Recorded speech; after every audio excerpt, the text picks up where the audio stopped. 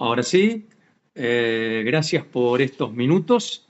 Vamos a recordar una historia del siglo XX que sucedió en tu país, en la República Dominicana, que fue la intervención norteamericana. ¿Qué consecuencias tuvo para tu país esta intervención? Bueno, lo primero es que debido a la intervención no pudo lograrse el objetivo de la rebelión y la revolución civil dominicana de 1965, que era lograr restablecer el gobierno del presidente Juan Bosch sin elecciones. El grito fue vuelta a la constitucionalidad sin elecciones.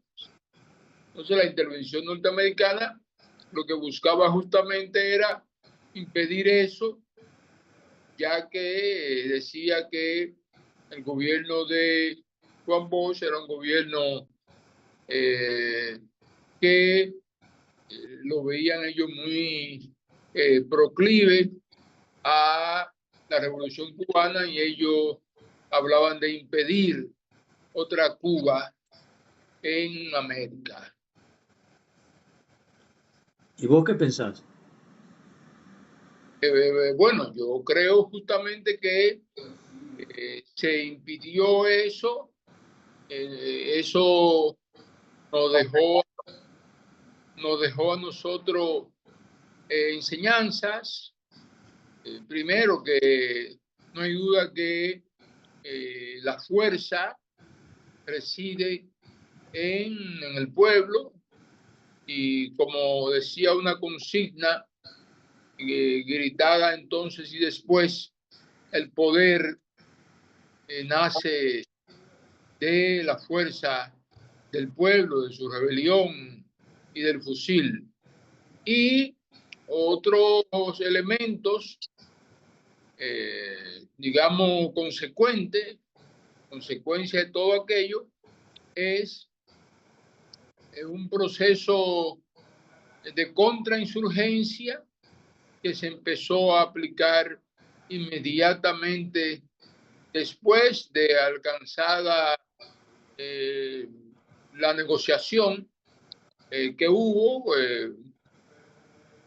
para terminar el proceso de abril y empezar lo que hemos llamado en país el orden democrático, haciendo elecciones cada 4 años, pero sobre todo las primeras muy manejadas por los norteamericanos, y logrando establecer el gobierno deseado, que siempre fue el que estaba presidido por Joaquín Balaguer, que fue quien, junto a los grupos militares que eran heredados de Trujillo, pues fueron los encargados de aplicar la política de contrainsurgencia,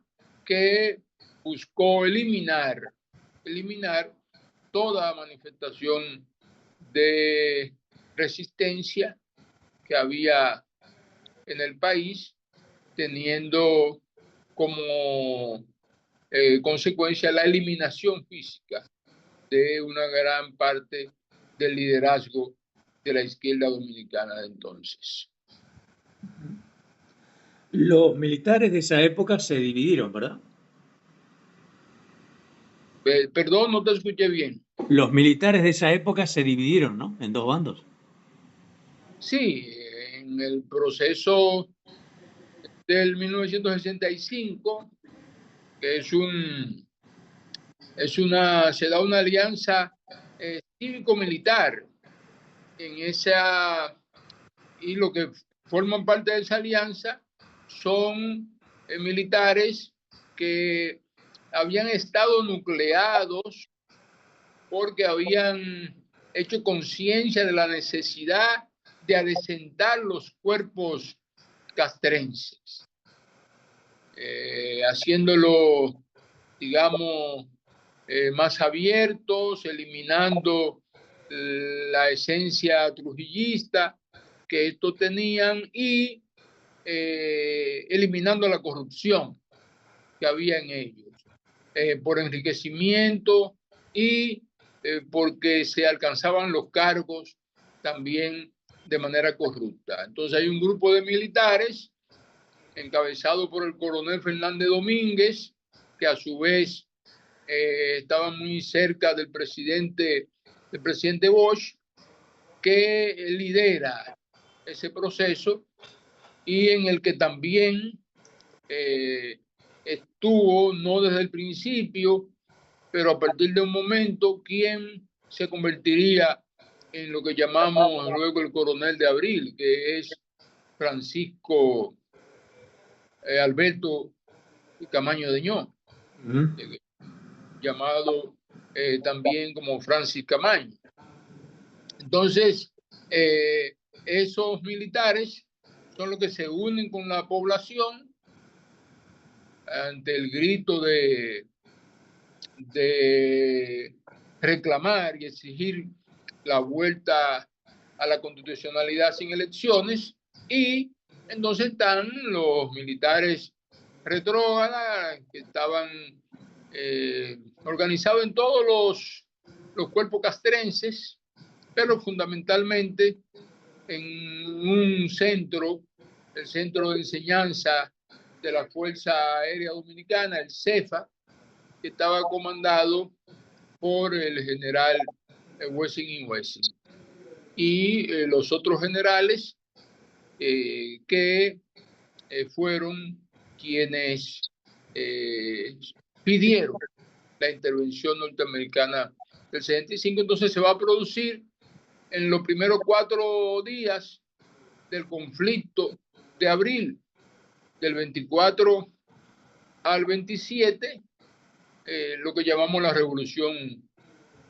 civil de 1965, que es el enfrentamiento entre esos militares retrógradas, dirigidos fundamentalmente por Wessing y los militares en la alianza con la población. Esos dos sectores se van a enfrentar durante esos 4 días y fundamentalmente a partir del 26 de abril. 26 se da la histórica batalla del Puente, donde los militares, bajo la dirección de Wessing, que tratan de penetrar desde la parte este a la ciudad, son impedidos de pasar por el Puente Duarte por la población que con algunas armas que fueron entregadas por los militares constitucionalistas y con algunos recursos que la población utilizó por su inteligencia, como fue utilizar espejos sobre los techos de las viviendas para impedir que los aviones del CEFA pudieran hacer su trabajo, impedirle la visibilidad y lograr el triunfo en esa batalla del Puente. Luego en el 27 también hay algunas escaramuzas y el 28 de abril entonces es cuando se produce la intervención norteamericana. Bien, ahí digamos las fuerzas norteamericanas no encontraron mucha resistencia, ¿verdad? ¿O sí?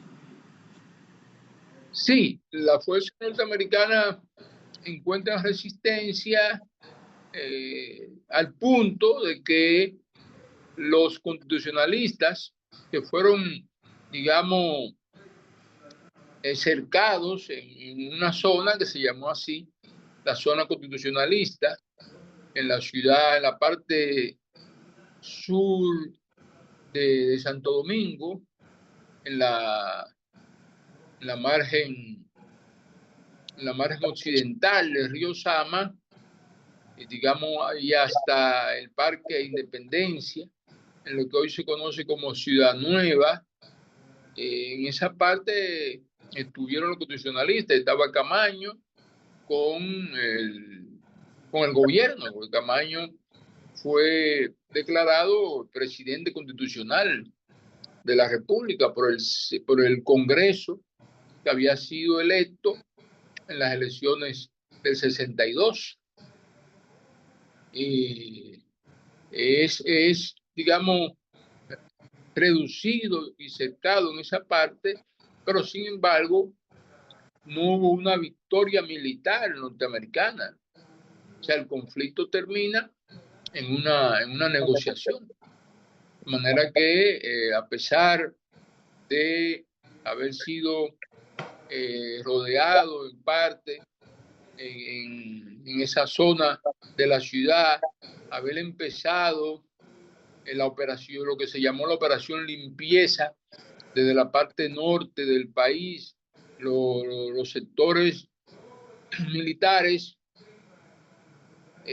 opuestos a los constitucionalistas, apoyados por la fuerza de intervención, empezaron a asesinar a todos los jóvenes que mostraban manifestaciones democráticas en los barrios de la parte norte de la capital, y el que se salvó fue el que pudo pasar hacia la zona constitucionalista.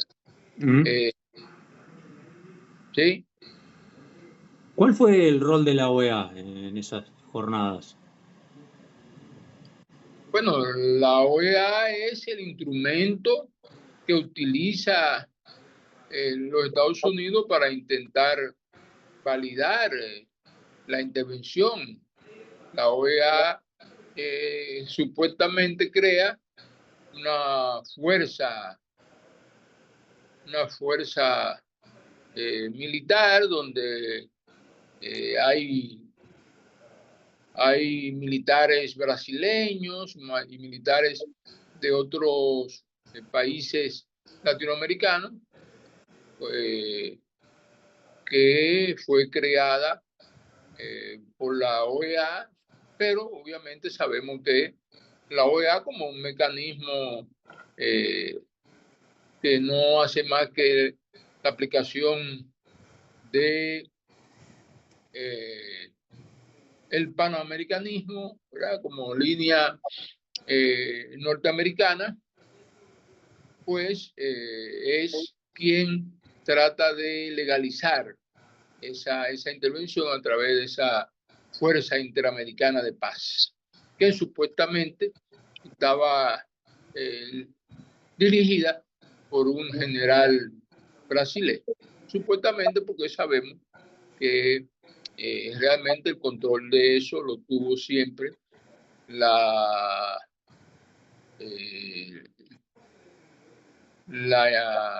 militares norteamericanos, unos 45.000 hombres que eran de la 82 división del ejército norteamericano, que estaban en trámite y en camino para ir para Vietnam, y estuvieron entonces previamente esa 82ª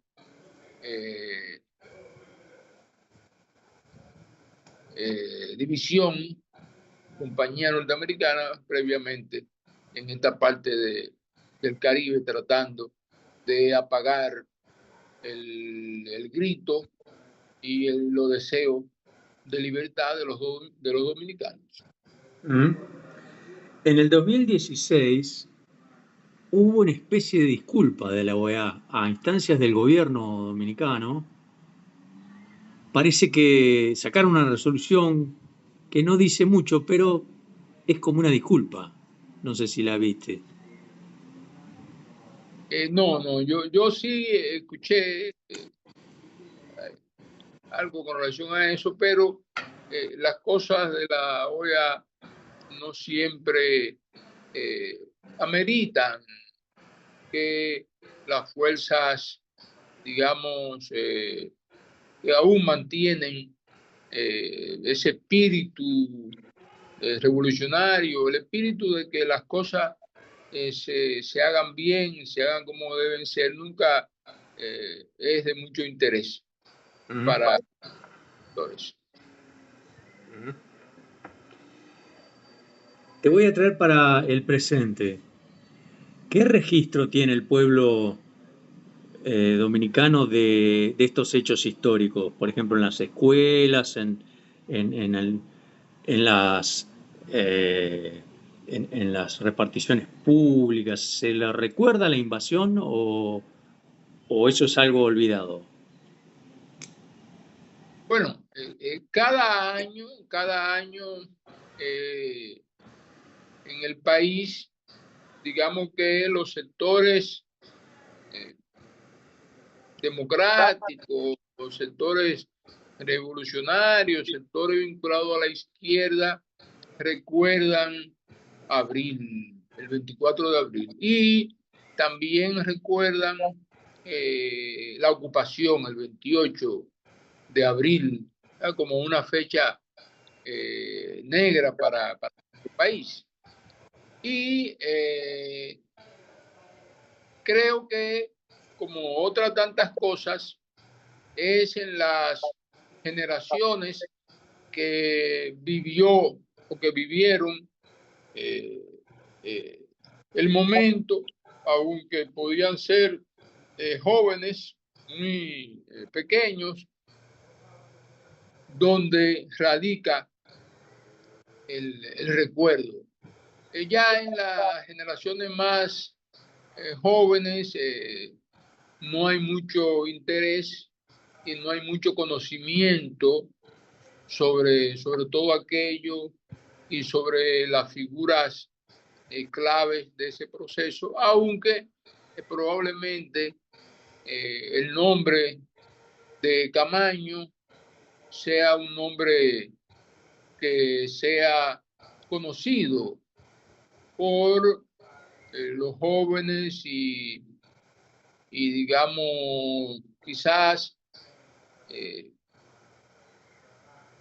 los que terminan la adolescencia en las escuelas oyen mencionar ese nombre en cualquier momento, pero no es que haya un conocimiento sobre aquel proceso, lo, lo que lo generó y las consecuencias que este tuvo. Ujú. Para que me quede más claro, el 28 fue la ocupación y el 24 de abril, recordame qué fue lo que pasó. El 24 de abril es el llamado a la rebelión que se hace desde grupos y partidos políticos que habían estado, el partido de Juan Bosch, que era entonces el Partido Revolucionario Dominicano, su dirigencia principal, Bosch, estaba fuera del país, Bosch estaba exiliado, eh, había sido exiliado a partir del golpe de Estado. Entonces hay un proceso de resistencia interna que termina ¿verdad? En una rebelión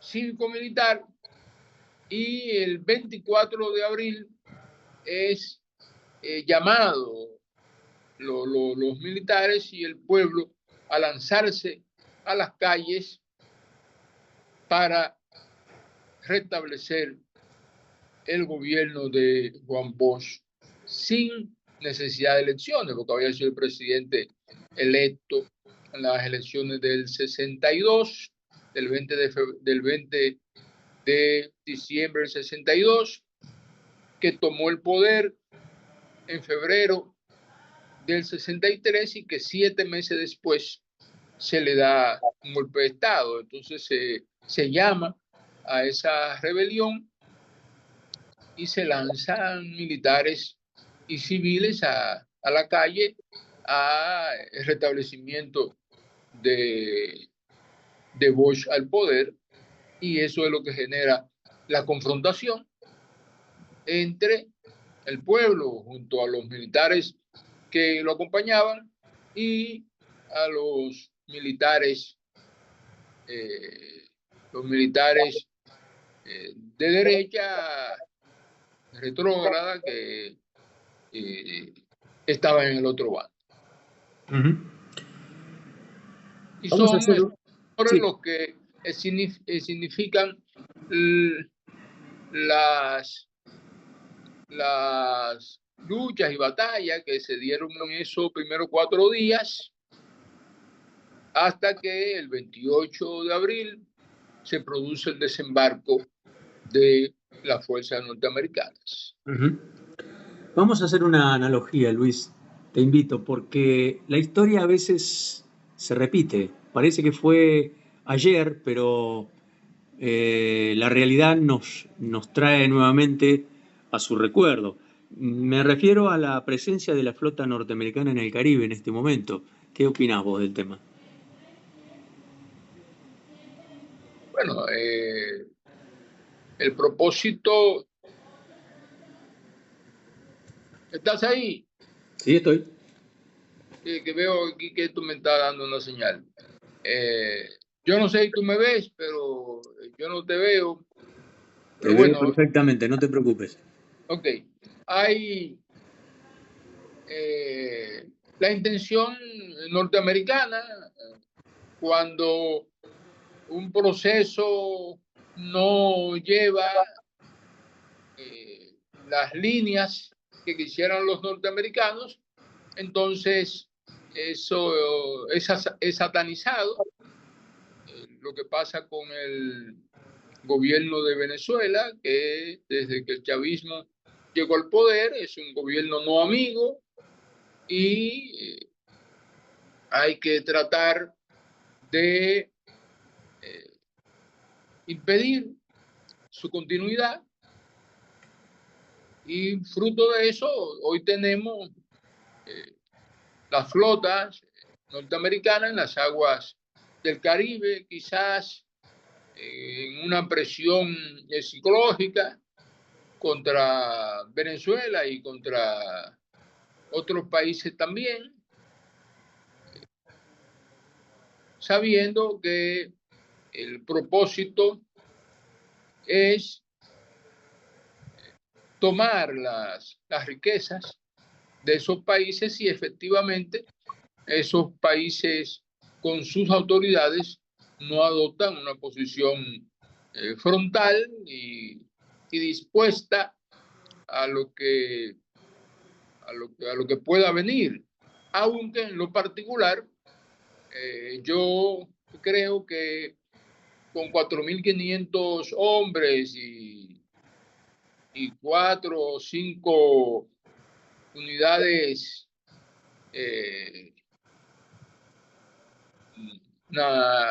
del mar, no es posible que los norteamericanos puedan hacer ninguna acción que sea más de lo que están haciendo en estos momentos, que es cometer asesinatos o supuestos asesinatos extrajudiciales, a partir de lo que ellos mismos han señalado, que hay 5 embarcaciones que las han bombardeado y habiendo matado a todos los ocupantes de la misma.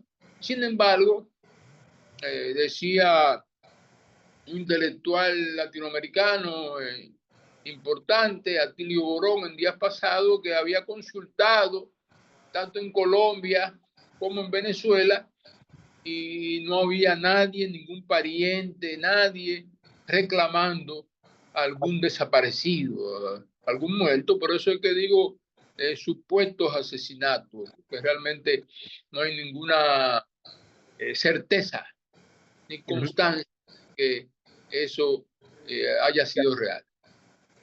Muy bien, Luis, de mi parte te agradezco mucho. Un saludo a Yumi, que gracias a ella hemos podido tener esta comunicación finalmente. Y bueno, nos estaremos encontrando en cualquier momento. Muchas gracias. Cómo no, cómo no. Gracias a ti, Gustavo.